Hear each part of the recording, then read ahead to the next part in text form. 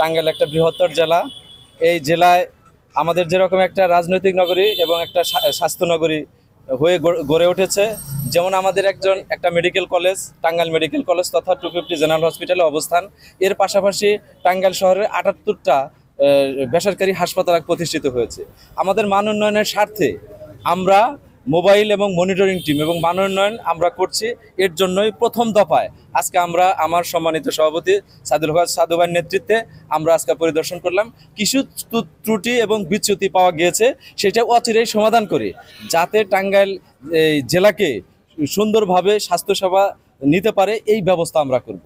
আর এর সাথে সাথে আপনাদের জ্ঞাতার্থে বলতে চাই যে সাংবাদিক বিন্দুরাও আপনারাও মনিটরিং করেন, আমরাও আপনাদের সাথে একত্রতা ঘোষণা করে আমরা মনিটরিং করব। এবং আমরা এখানে ভুয়া ডাক্তার, ভুয়া টেস্ট, এটাকে আমি যখন এটা সাধারণ সম্পাদক হিসেবে দায়িত্ব নিয়েছিলাম, আমি বলেছি টাঙ্গাইল জেলা কোনো ভুয়া ডাক্তার এখানে প্র্যাকটিস করতে পারবে না এবং কোনো ভুয়া টেস্ট এখানে প্রতিষ্ঠিত হতে পারবে না এবং ভুয়া ক্লিনিকও এখানে পারবে না। আর আমাদের লাইসেন্সবিহীন যে ক্লিনিক আছে, আপনারা জানেন অন্তর্বর্তীকালীন সরকারে লাইসেন্স করা প্রক্রিয়াটা খুব ধীরগতি। এই জন্য এইটা আমাদের সিভিল সার্জন মহোদয় স্যারকেও আমরা অবগত করেছি।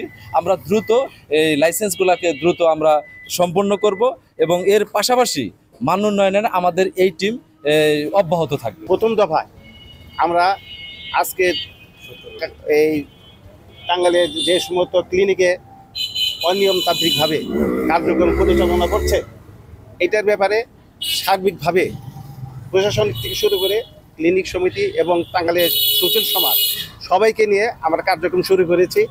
আমরা সাংবাদিক ভাইদের আজকে আহ্বান জানাবো। আমরা আশাবাদী আগামী দিনে অতীতে যে সমস্ত অনিয়মতান্ত্রিক কর্মকাণ্ড ক্লিনিক সমিতি অনেকেই করেছে, সেগুলা আমরা সামনে নিয়ে, এবং আমার আরেক সাংবাদিক ভাই বলেছেন যে কিছু অনিয়মতান্ত্রিকভাবে হসপিটাল থেকে ডাক্তার তাদেরকে দিয়ে তাদের ব্যবসা পরিচালনা করছে। তা আমি আজকে সমিতির সভাপতি হিসাবে আমি আহ্বান জানাবো আগামী দিনে এই ধরনের কর্মকাণ্ড, অনিয়মতান্ত্রিক কর্মকাণ্ড যাতে অব্যাহত না থাকে, সেই ব্যাপারে আমি সবাইকে সতর্ক করতে চাই। এবং আগামী দিনে আমরা টাঙ্গাইলকে এই স্বাস্থ্যগতভাবে সবার সহযোগিতা নিয়ে একটা টাঙ্গাইল যেহেতু একটা ঐতিহ্যবাহী জেলা, রাজনীতিভাবে সামাজিকভাবে প্রতিটা ক্ষেত্রে এক টাঙ্গাইলের একটা সারা বাংলাদেশ একটা নাম আছে, সেই নামটা আমরা যাতে অক্ষুণ্ণ না হয় সেই কারণে আমরা সবাইকে নিয়ে এই ব্যবসাটাকে সুন্দরভাবে পরিচালনা করব।